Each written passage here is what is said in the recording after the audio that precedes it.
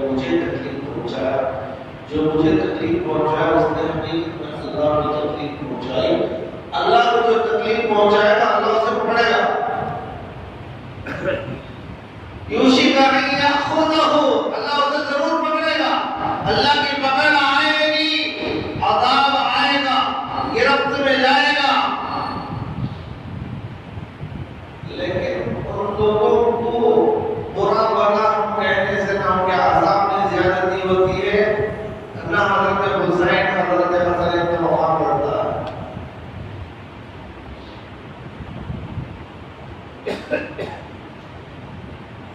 दुनिया की मिसाल ले लो, एक आदमी के घर में अचानक कुछ लोगों का एक्सीडेंट हो गया, शहीद हो गए।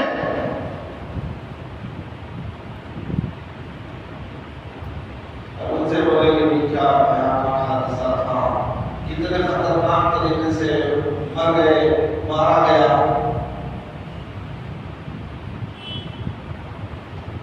लेकिन हर वो तारीख आने पर उसे याद दिलाया जाएगा क्या तरीके से मार दिया गया, किस तरीके से मर गए। तो क्या कहेंगे यार बस भी करो,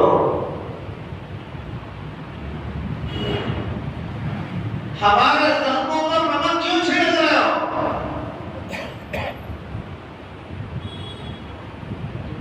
मोहब्बत अगर है, हमदर्दी है,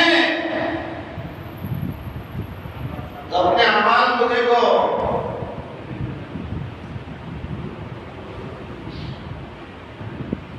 नमाज दूर दूर तक नमाज का वास्ता नहीं, सुन्नतों को इख्तियार करने का वास्ता नहीं, तो सिर्फ ज़बानी दावे से मोहब्बत का इजहार करते हैं। मेरे भाइयों ये बस नहीं, ये मोहब्बत है। वाह या आवाजें लगाने वाला आशिक नहीं कहलाता।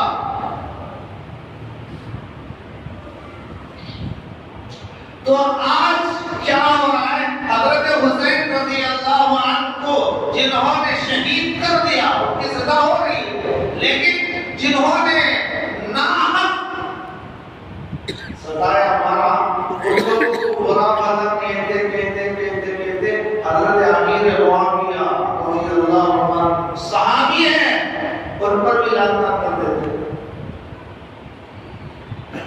इतना बड़ा जबरदस्त सहाबी है।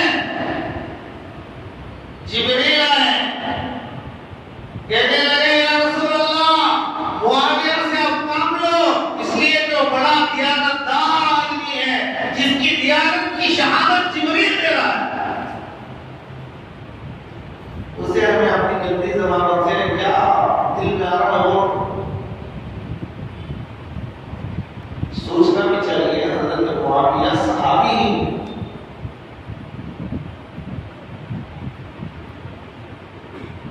सहाबी होता है। सारे दुनिया के तबे ताबई औलिया मिलकर सहाबी के धूल को नहीं पहुंच सकते। इतना बड़ा मकाम सहाबी का है, जिनके जन्नती होने की फुल गारंटी कुरान कहता है रज़ी अल्लाहु अन्हु व रज़ू अन्हु। अल्लाह उनसे राज़ी हो, अल्लाह से राज़ी। जिससे अल्लाह राज़ी हो जाए उनका ठिकाना जन्नत है। जन्नतुन तजरी मिन ताहतिहा अल-अनहार खालिदीन फीहा अबदा।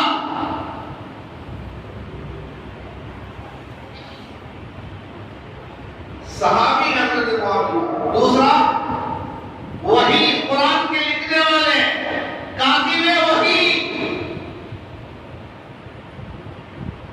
चंद सहाबा थे जो कुरान लिखते थे, कातिबे वही, जो हुजूर पर वही नाज़िल होती से लिखते। और मैं हज़रत मुआविया का तरफदार हूं। तीसरा हुजूर के बीवी के भाई,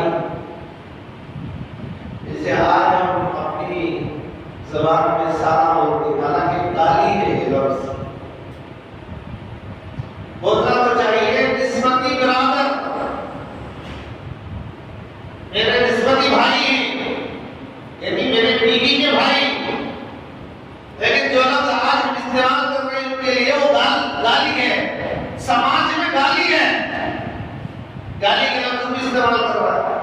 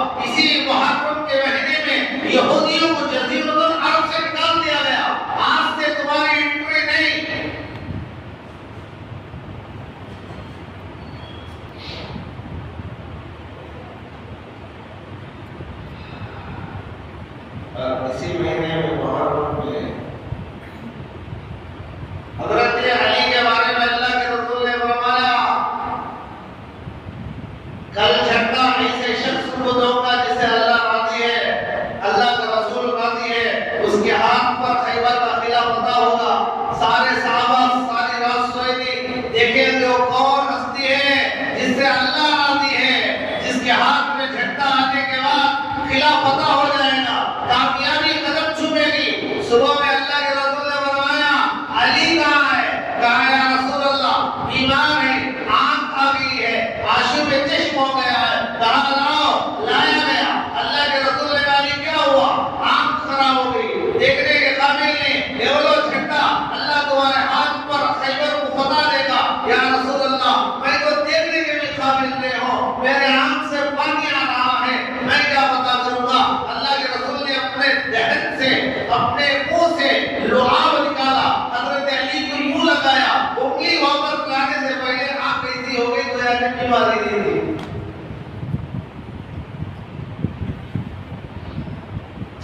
हुजूर के लुआब में शिफा, हुजूर के शहर में की मिट्टी में शिफा। इतने हमारे ऐसे अल्लाह वाले गुजरे जो मदीने की मिट्टी को सुरमा बनाने लगाते हैं।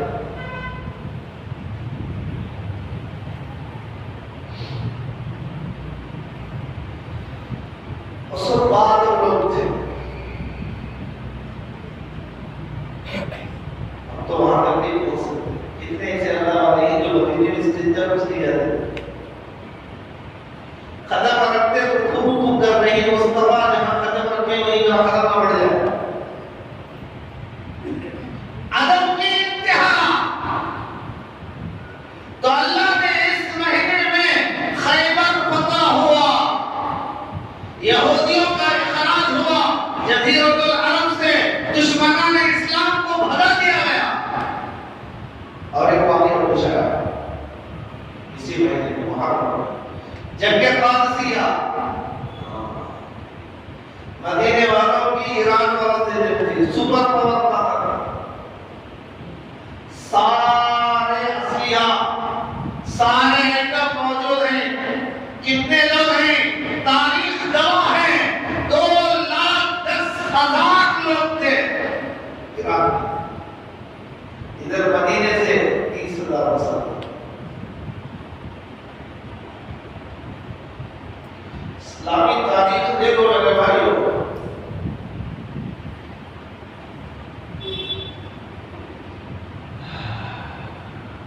एक तरफ कम मजमा, लेकिन वो कम मजमा हिस्सा था जिसे अल्लाह राजी था। 2,10,000 जिनका अफसर और उस फौज की कमांडरी करने वाला कमांडर, चीफ कमांडर रुस्तुम था। रुस्तुम अरब का ऐसा मशहूर आदमी ईरान का था कि उसका नाम तो सुनते तो लोग मैदान जंग छोड़ के भाग जाते। रुस्तुम ज़मान 2,10,000 की फौज की कमांडरी कर रहा है रुस्तुम। दूसरी तरफ मदीने से आने वाले सहाबा 30,000 और अमीर है साद बिन वक्कास रज़ियल्लाहु अन्हु।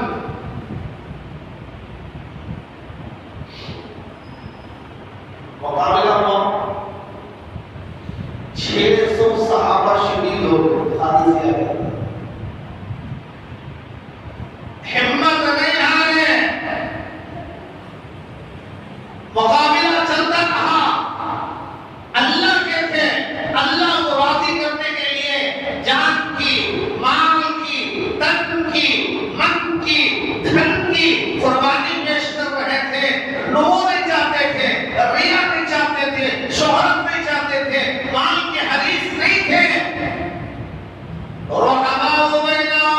कुरान कहता है मुहम्मदुर रसूलुल्लाह वल्लज़ीना मअहू, मुहम्मद अल्लाह के रसूल हैं और उनके साथ जो सहाबा हैं, वल्लज़ीना मअहू अशिद्दाउ अलल कुफ़ार, कुफ़ार के मुकाबले में बड़े सख्त हैं, पीठ फेर के जाने वाले नहीं। मुश्किल कितनी भी हो, दुश्मन कितना भी बड़ा हो, तादाद कितनी भी हो, लेकिन सहाबा अशिद्दाउ अलल कुफ़ार रुहमाउ बैनहुम, लेकिन आपस में एकदम डरा।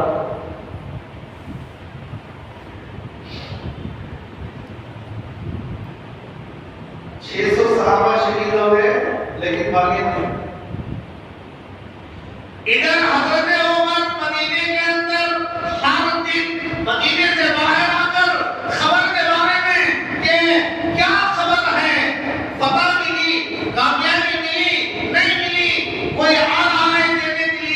ये देखने के लिए हर दिन मदीने से बाहर आके इंतजार करके वापस चले आते, क्योंकि मोबाइल का जमाना तो नहीं था, मैसेज करते थे।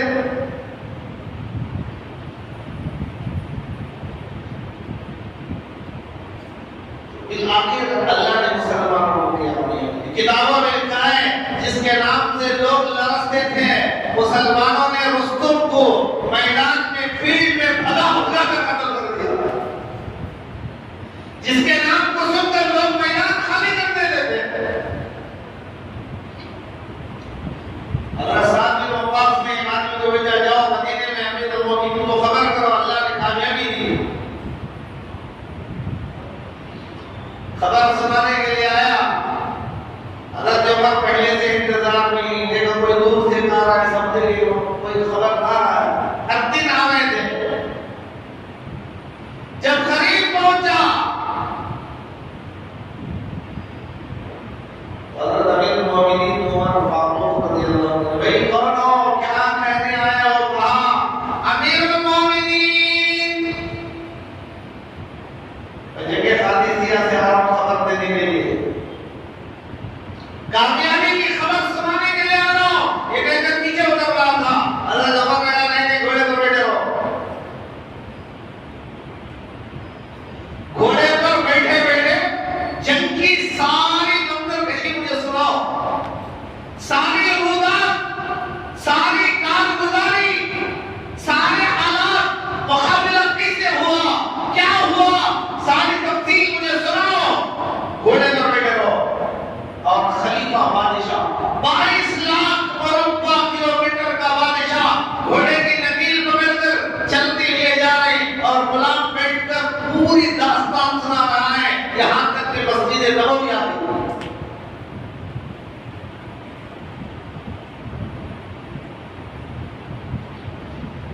छोटा सा पता मिल गया, काउंसलर कारपेंटर बन गया।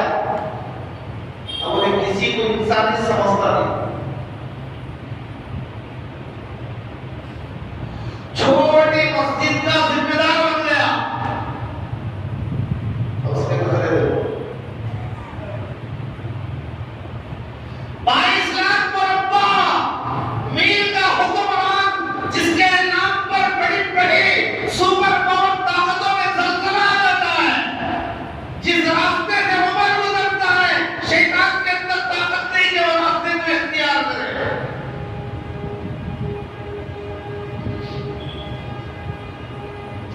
घोड़े की नकील पकड़ के चल रहे हैं, वो बैठ के सुना रहा है, वो उतरने की कोशिश में कर रहे, उतर नहीं, बैठ कर सुनो, बैठ कर सुनो, घोड़े पर तुम बैठो। हाँ, 2 टके का आदमी आया मस्जिद में, कोई मस्जिद में ऊपर बैठो, कुरान पढ़ता है, तो ऊपर काम में बैठो, ऊपर बैठे तो पवार आ रहा।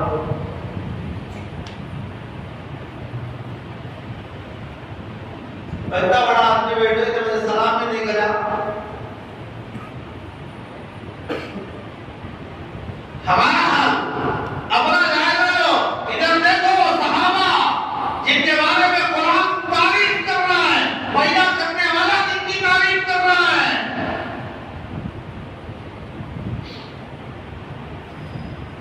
वो घोड़े पर बैठकर उदास सुनाने का, गुजारी सुनाने का, रजवान अकेले बढ़कर चलते चलते चलते मस्जिद में पहुंच गए। ऐलान किया, लोगों सारे जमा हो जाओ। सारे मस्जिद में जमा हो गए, जो थे मदीने में सब जमा हो गए। हज़रत उमर ने खुतबा दिया, लोगों मैं बादशाह नहीं हूं, मैं तुम्हारा एक गुलाम हूं। कोई बोलता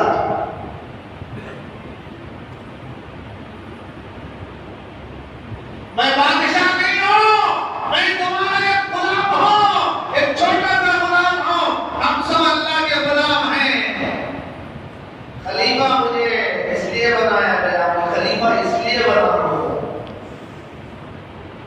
मैं बादशाह इसलिए बना हूं ताकि तुम्हारे घरों में तुम्हारी इज्जत महफूज रहे, तुम अमन और सुकून की जिंदगी गुजारो, इसलिए मैं बना हूं। जो भी आएगा मैं अपने ऊपर लूंगा, और तुम मीठी नींद सोते रहो, रात में कष्ट नहीं करूंगा। तुम्हारी खिदमत मेरी खुशकिस्मती है, मेरा नसीबा है, तुम्हारे घरों का पहरा देना मेरा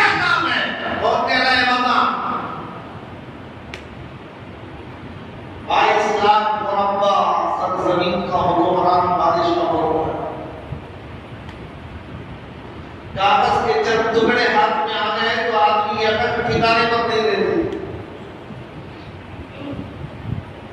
रिश्तेदारों से बातचीत छोड़ो था,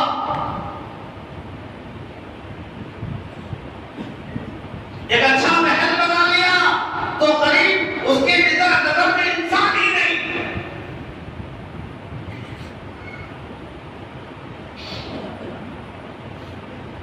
तो मेरे भाइयों, ये महीने में जंग खादसिया में अल्लाह ने मुसलमानों को फतह दी थी इसी महीने, और इसी महीने के 18 तारीख को 18 मुहर्रम के 18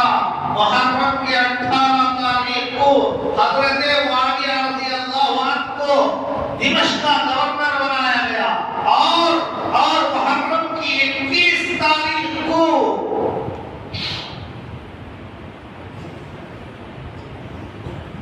हजरत उस्मान रज़ियल्लाहु अन्हु खलीफा बने, और मुहर्रम की 1 तारीख को हजरत उमर शहीद हुए।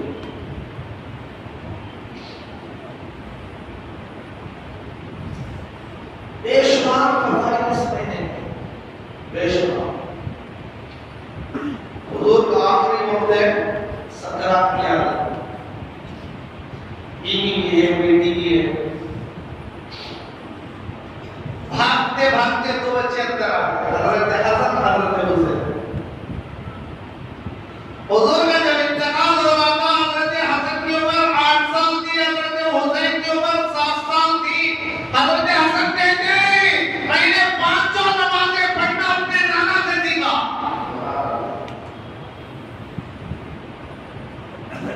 सर से लेकर कमर तक हुजूर जैसे थे हजरत हसन, कमर से लेकर पैर तक हुजूर जैसे थे हजरत हुसैन। दोनों भाई बाजू में खड़ा करते तो ऐसे लगता अल्लाह के रसूल आ गए।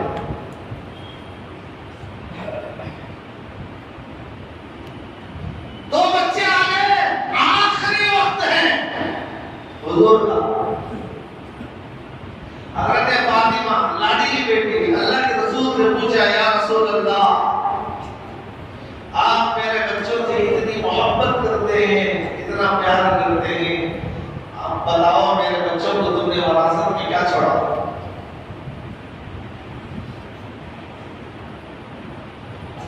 अल्लाह के रसूल ने फरमाया, बेटी फातिमा, मैंने विरासत में हसन के लिए अपना रूप और सरदारी हसन को दिया है। मेरे जाने के बाद जिस तरह मेरा रूप और मेरी सरदारी थी, मेरे बच्चे हसन को अल्लाह देगा, और मेरे जाने के बाद मेरी बहादुरी और मेरी सखावत मेरे बच्चे हुसैन को अल्लाह देगा।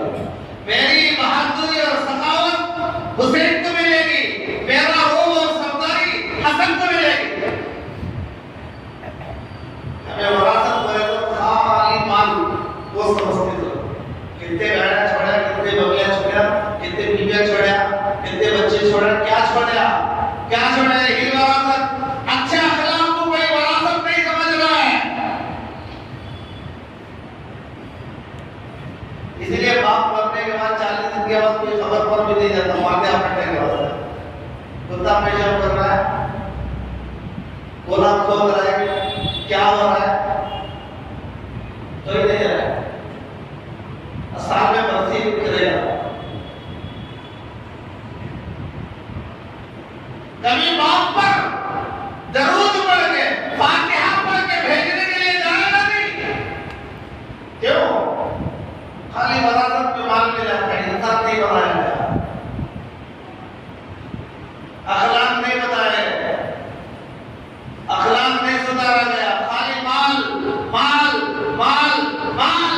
हदीस में आता है, मन कानत दुनिया हम्मुहु जअल अल्लाहु अलैहि अमरहु व जअल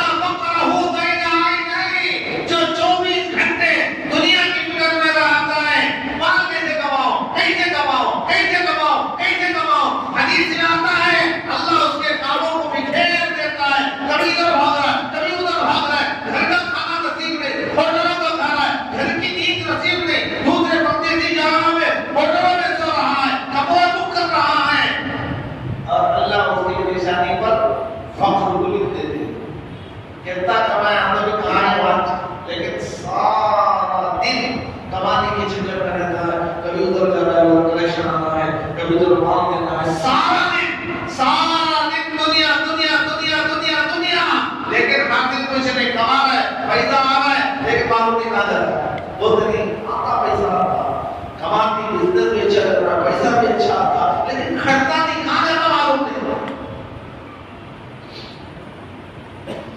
तो अल्लाह के रसूल ने वरासत में नवासों को क्या दिया?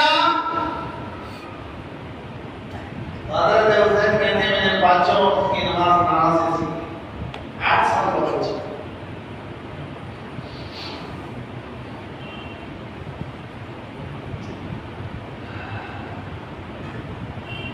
हज़रत हुसैन कहते हैं मुझे अल्लाह के रसूल के लिए ले जा रहे थे, खजूर देखा मदीने में, मैंने उठा कर मुंह में डाल दिया। अल्लाह के रसूल ने मुंह के अंदर उंगली डालकर निकाल कर बाहर फेंक दिया, कहा बेटा ये सदक़े का माल है, हम अहले बैत के लिए सदका हराम है। हमारे साथ बच्चा के बोलने जाते जाते अंगूर को लग खा रहा, नारियल उठा ले जा रहा, तमाम खुश हो जाता है। अच्छा हम रोकते हैं,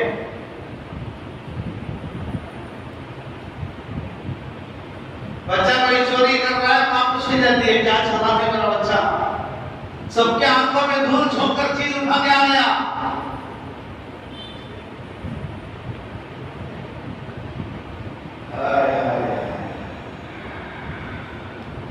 किताबों में लिखा है हजरत हसन के पास एक आदमी आया, कहने लगा हजरत अल्लाह के नाम पर कुछ दे दो, बड़ा फकीर हो, कंगाल हो, मोहताज हो, मुफलिस हो, तंगदस्त हो, अल्लाह के नाम पर दे दो। हजरत हसन ने कहा अल्लाह के बंदे तूने ऐसी जात का, ऐसी हस्ती का नाम लिया, उसके मुताबिक तो मैं दे नहीं सकता, अल्लाह के नाम को दे दो। अल्लाह के नाम पर तू पूछ रहा है क्या? अल्लाह के नाम पर पूछ रहा है, अल्लाह के नाम पर मैं क्या दे सकता हूँ, जितना मैं दूंगा बढ़ूंगा। गुलाम को बोला घर में जहां जहां पे पैसा रखा हुआ है सारा लाओ, इतना लाया गया कि एक पोटली बन गई। गुलाम ने कहा इस पोटली को बांध दो, सर पर ले जाकर उठा कर ले जाकर साथी के घर तक पहुंचाओ। इसने अल्लाह के नाम पर मांगा है, अगर मेरी ताकत और होती तो मैं इसे कितना देता। ये देना कहां से सीखा हुआ है?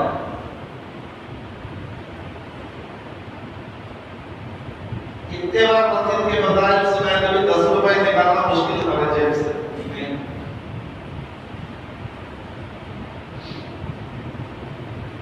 अल्लाह के रास्ते में खर्च करना दिलों पर बोझ पड़ता है, परेशान हो जाता है। इधर देखो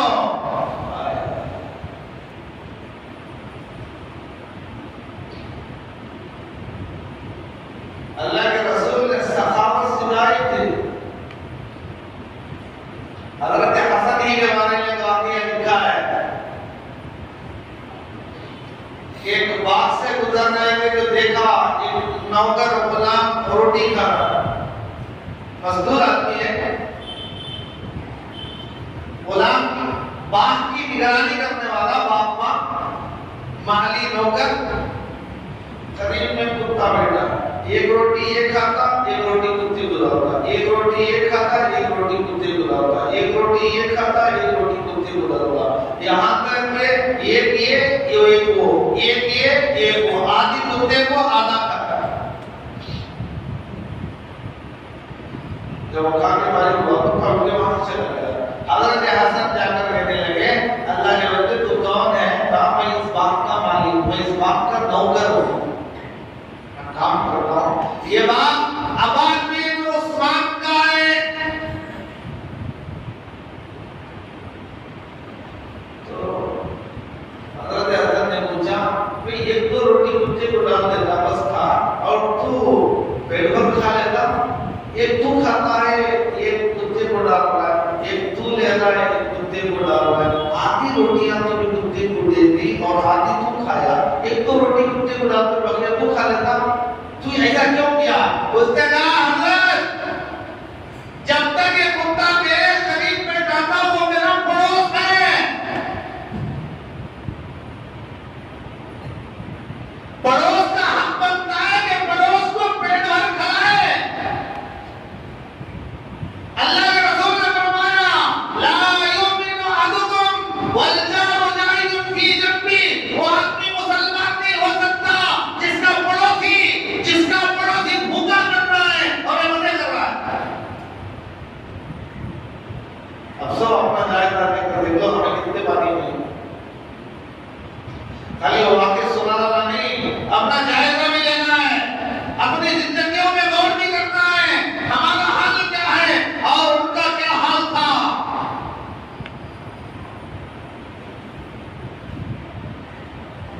पड़ोस के अंदर सालन नहीं है और हमारे घर में दिन में 3 मरतबा सालन बन रहा है, क्या कुछ देने की कभी तौफीक होती है? पूछ कर देखते हैं।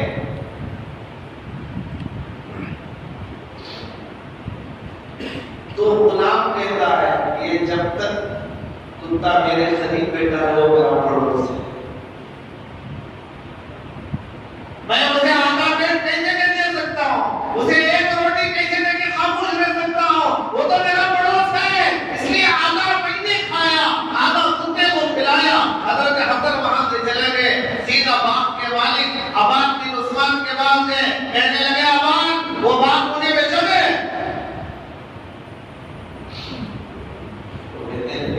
आपको बेचना है, आप ऐसे ही ले लो, नवाज है, रसूल है, अल्लाह के रसूल के नवासे हैं, जन्नत के फूल हैं,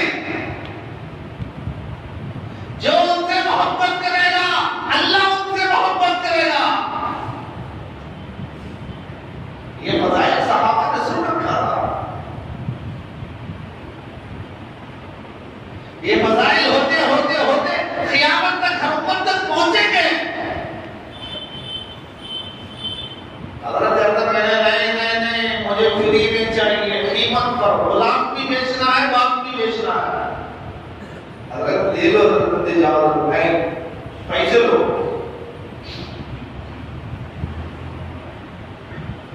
अपना बंदा बोल रहा है बहुत शुक्रिया, जितना अल्लाह को बोलता नहीं अंदर जाइए, एक बार बोले ले लो, नहीं अंदर जाओ, सुभान अल्लाह, जिन पे डाला जज़ाकल्लाह में बोलना बोल गया। हज़रत अहमद कहने लगे नहीं, दोस्ती अपनी जगह, एहतराम अपनी जगह, इज्जत को पैसों पर बेचा नहीं जाता। कीमत बताओ, कीमत नहीं, गुलाम ने खरीद लिया बाप ने खरीद लिया, सीधा गुलाम ने बसा है, बाप ने कहने लगे अल्लाह के बंदे इस बाप को मैंने खरीद लिया है। वो कहने लगा मुझे क्या फर्क पड़ेगा, पहला उसका बाप था, उसका गुलाम था मैं, अब आपका गुलाम हूं, पहले उसकी खिदमत करता था, अब आपकी खिदमत करूंगा। मेरा काम तो खिदमत करना है, मेरा मालिक कौन भी बने, मुझे काम करना है, पहले उसकी खिदमत अब आपकी खिदमत। हज़रत हसन कहने लगे नहीं नहीं नहीं नहीं, मैंने तुझे गुलाम बनाने के लिए नहीं खरीदा, मैंने तेरे अखलाक को देखा, जानवर पर इतना रहम करने वाला, इंसान पर रहम नहीं किया जाता, बेदर्दी से मार दिया जाता है।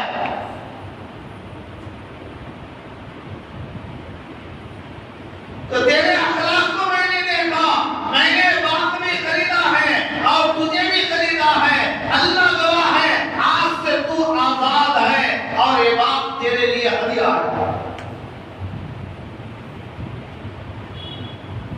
आज से बात का मालिक तो ये अखलाक अपनाने की चीज है, नारे लगाने से काम नहीं चलेगा, शोर शराबा करने से काम नहीं चलेगा। मुहर्रम का सबक क्या है? जितना गुनाह किया है आइंदा आने वाले साल में उन गुनाह से बचने की कोशिश करे।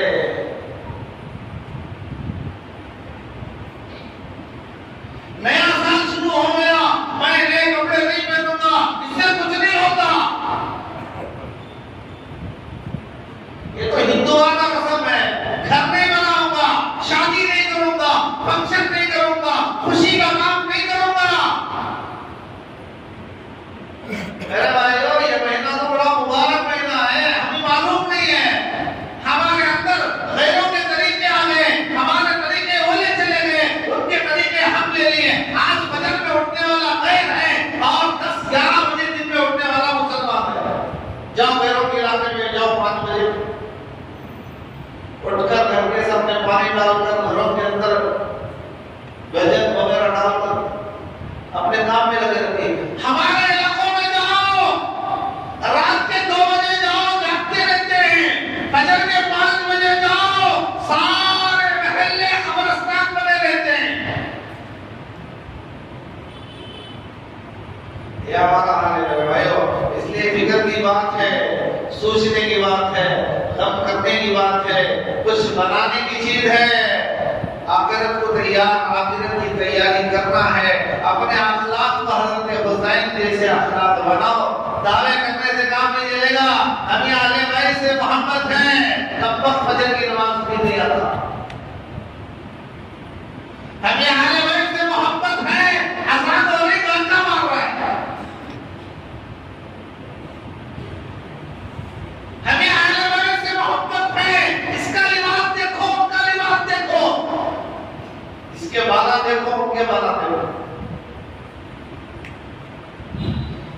इसलिए मेरे भाइयों, नियतें करो।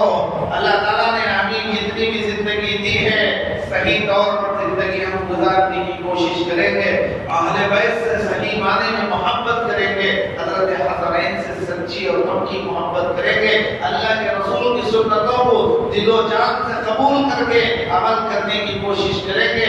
आखिरत को बनाकर दुनिया से जाएंगे। जब जाने का हमारा वक्त आए तो फरिश्ते कहने लगे, मुबारक हो, अल्लाह आपका इंतजार कर रहा है। करेंगे?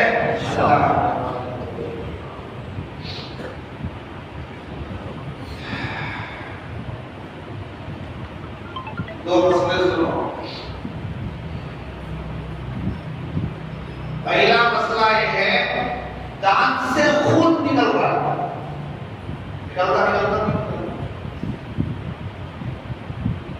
या हमने दांत निकाला है, उसका खून आ रहा है। अब क्या उसको थूकना है या निगलना है? डॉक्टर कहते हैं वो थूको, निगल जाओ, जल्दी दांत अच्छा हो जाएगा, वो जगह अच्छी हो जाएगी जल्दी। डॉक्टर बोलते उसका फतवा आ रहा है, वो अपनी बात कर रहा है। शरीयत क्या कहती है? शरीयत कहती है कि खून का निकलना हराम है।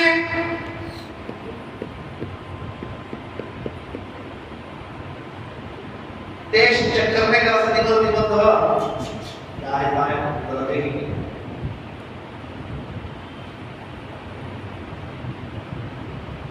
खून का निकलना हराम है। गफलत में कभी अंदर चले गया कोई बात नहीं, लेकिन खसकत जानबूझकर मालूम है कि खून निकल रहा है, दांत निकाल के आया है, खून आ रहा है, थूक दो। जितने बार आए उतने बार थूक दो। निकलने की इजाजत नहीं है, क्योंकि खून का मुतलकन निकलना हराम। एक मसला है। एक दूसरा मसला, ये दूसरा मसला खासकर मस्जिद की कमेटियों के वास्ते है। जो मस्जिदों की निगरानी करते हैं, जिम्मेदारी लेते हैं, उनके लिए मसला है। वो मसला है, जहां तक मस्जिद शरई है, यानी पहले दिन जहां तक मस्जिद बोल के बनाती है, ये पूरी मस्जिद नमाज हुई, वो क़ियामत तक मस्जिद ही है। मस्जिद शरई जहां तक मस्जिद है, 5 वक्त की जमात और जुमा की जमात जहां तक जाती है, बाउंड्री है, जहां तक मस्जिद कहा गया वो क़ियामत तक मस्जिद है।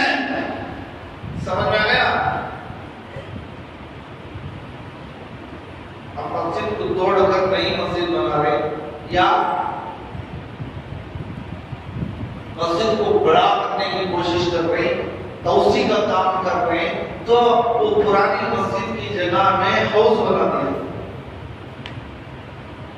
वजू खाना, और पुरानी मस्जिद की जगह में रूमा बनाना लेता। तो क्या ये मस्जिद शरई में, यानी जहां तक पहले मस्जिद थी उस हिस्से में वजू खाना बनाना या कमरे बनाना या घर बनाना, इसकी इजाजत है या नहीं है? उलमा ने लिखा है, एक मर्तबा मस्जिद बोल दिए, नमाज पढ़ दिए, तो जहां तक नमाज पढ़ी गई वो सब मस्जिद है, उसमें वजू खाना बनाने की इजाजत नहीं, उसमें किसी के लिए रहने के लिए कमरा बनाने की इजाजत नहीं है। बनाना है तो मस्जिद के हुदूद से बाहर बनाओ, छत पर बना लो, साइड में बना लो, लेकिन जहां तक मस्जिद है, नमाज पढ़ी गई है, उसमें न वजू खाना बना सकते हैं, न कमरा बना सकते हैं, न रूम बना सकते हैं। इसलिए जब बात जगह मसाजिद के अंदर ऐसा होता है, इसलिए इन चीजों से वाकिफ करना जरूरी है।